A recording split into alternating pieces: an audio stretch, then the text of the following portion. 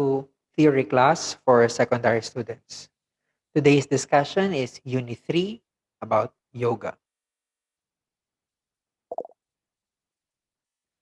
Yoga has been derived from the Sanskrit word yug, which means to join or to unite.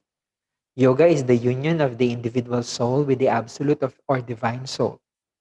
Yoga means also the unification of physical, mental, intellectual, and spiritual aspect of human being.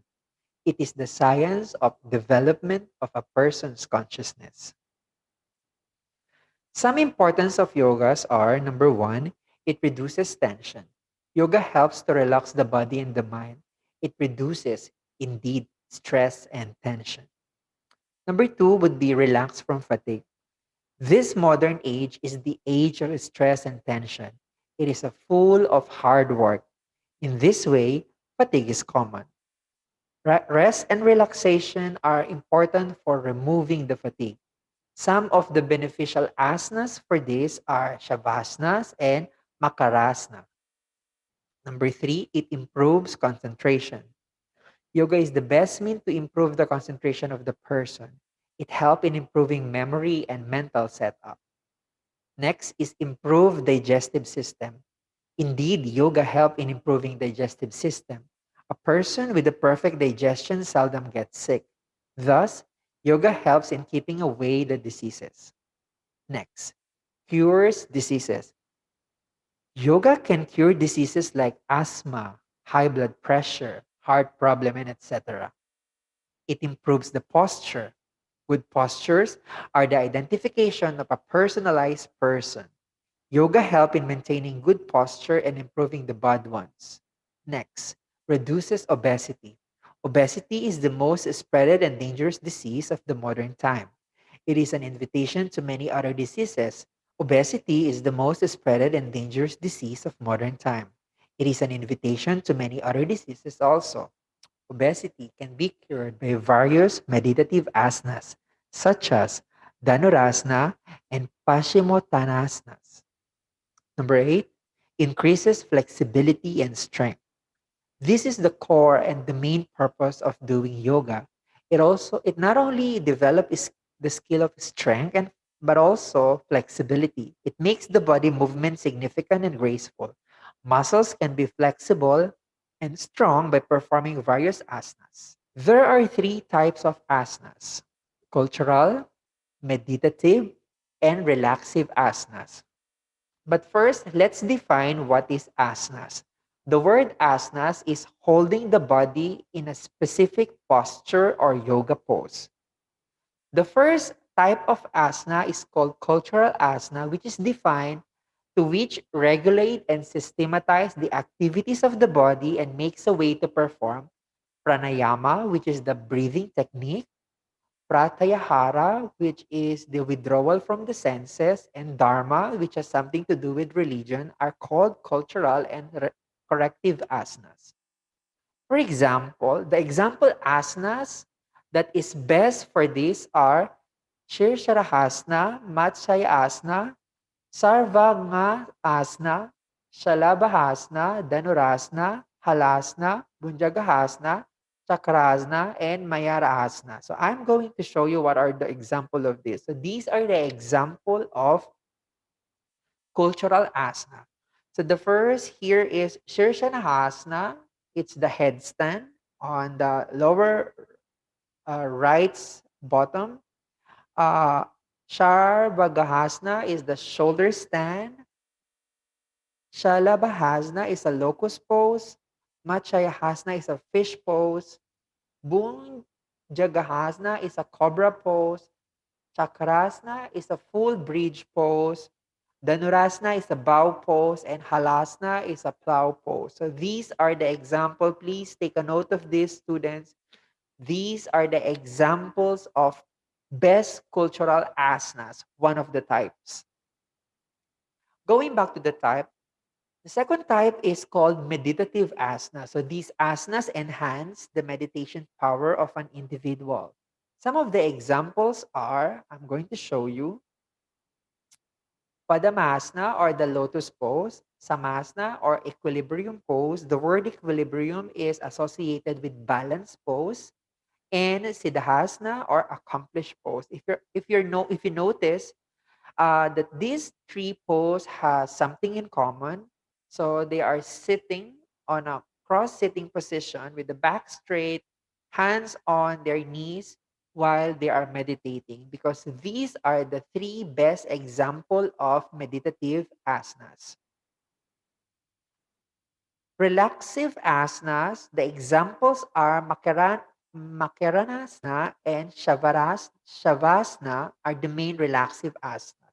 These are beneficial for removing fatigue, either it is physical or mental. These are the example of the relaxative asana. Makarana or the crocodile pose, or Shavasana or the corpse pose. These are best for removing fatigue and some stress. Mostly these are the lying down. These are the preventive measures of asthma. One, physical purity. Two, cures and prevention from diseases. Three, reduces mental tension. Four, beautification of the body. Five, provides relaxation. Six, keeps the correct posture of the body. Seven, yoga can be performed easily. Eight, spiritual development. It increases flexibility, reduces obesity, improves health, and it enhances the moral and ethical values. Prevention and management of common lifestyle disease. In modern age, almost everyone is indulged in sedentary lifestyle. So what is sedentary lifestyle? Sedentary lifestyle is also defined as no healthy eating habit and regular physical activities. In other words, inactivity. In other words, couch potato. Remote controls and vehicles are used in abundance instead of the manual work and walking. If I'm going to share with you my experience here nowadays, especially in the Western countries, this is their dilemma. Like in a world of instant, they tend to rely on the technology instead of manual or physical work. For example, instead of you going down to the grocery and buy something, all you need to do is to go grab your cell phone and download some app for you to buy something, and all you need to do is to click cash out, add to cart, and wait for the orders to come. So this is what most is happening in the most advanced world, because of the technology that in store for us. We have so many gadget that has some remote control on it. We tend to forget some of the health benefits of doing it manual. For example, vehicle as well. Instead of us taking a walk, going to anywhere, instead of us doing it, we always rely on hopping on the vehicle or using vehicle. Yeah, of course, it's for convenience, but without realizing the physical effect on it. Such lifestyles create many diseases like obesity, diabetes, hypertension, back pain, and asthma. Such diseases mentioned are called common lifestyle diseases. So when we talk about lifestyle diseases, the number one diseases that comes into our mind is obesity. And yes, it has something to do with lifestyle. And when we talk about lifestyle, we are talking about exercise and we are talking about diet. According to the World Health Organization, they have been alarmed by the increasing number of such patients. These are preventable and manageable diseases and can be reduced by changes of diet, lifestyle, and environment. This is just a simple illustration of how it looks like when we have a poor physical activity, or other words, physical inactivity. Muscular weakness, it reduces motor skills. Of course, sedentary behaviors is about to kick off. Physical ill and mental ill, low resilience, and increases stress and social isolation. Let's talk about the obesity. Obesity is the excess accumulation of fats resulting increase of body weight. Non-consumed fats of the body get deposited under the skin areas like abdomen, waist, chest, and shoulder and legs. It leads to primary health risks like loss of physical inefficiency, hypertension, cardiovascular diseases, arthritis, and respiratory problems. Let me repeat the health risk. Okay? Again, it is leading to hypertension, cardiovascular disease, arthritis, and respiratory problem. Due to so many health risks occurred by obesity, it is declared a disease. Please take note of this leading healthy risk diseases because from from unhealthy foods and physical inactivity, it will lead to diseases called obesity that could lead to any other health risk which I have mentioned. How do we know if a person is suffering obesity or if a person is obese? Number one is through appearance. We can largely say that yes, through appearance we can determine that he is obese. Two, by getting their BMI or their body mass index. It's a calculation according to the height and weight. And of course, we can get it through the body fat percentage when we are using the Bernier caliper. So this is just a simple illustration about what are the ABC of obesity to prevent it. A is to adopt new healthy habits. As I told you that this obesity is a lifestyle disease. Adopt new habit means instead of going for fast food, you can go for a balanced and healthy diet instead of all sitting down, doing couch potato, doing nothing, procrastinating. Go be active and go for a play, for a ride, for swimming. So this is what A stands for. B is for balance your calorie intake. So make sure that however the amount of intake you are putting inside our body, this is the same physical activity that you consume. So make sure that you are much aware the calories in and the calories out. So make sure that it is balanced. So if you are eating lots of food, make sure that also you are doing lots of exercise and control your weight gain. In order for you to control your weight gain, nowadays we have so many apps that could help you to analyze and to calculate the amount of calories that you are going to eat. So you may download any app that's available in your smartphone just to check how much calorie for a simple fries, for a simple vegetable, simple burger, or a simple carbs that you're going to eat. And of course, on the other side, you will be seeing the BMI or the body mass index on how to calculate it. Right? Let's talk about the BMI or the body mass index.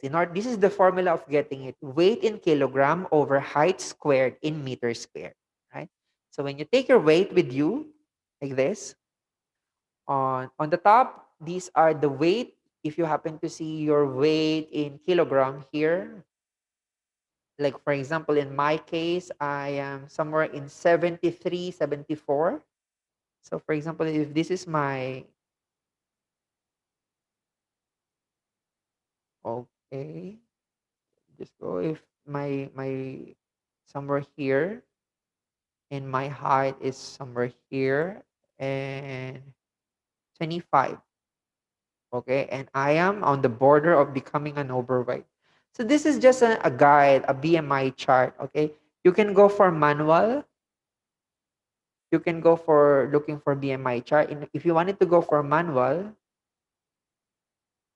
you just have to follow the formula of getting it. I said weight over height squared.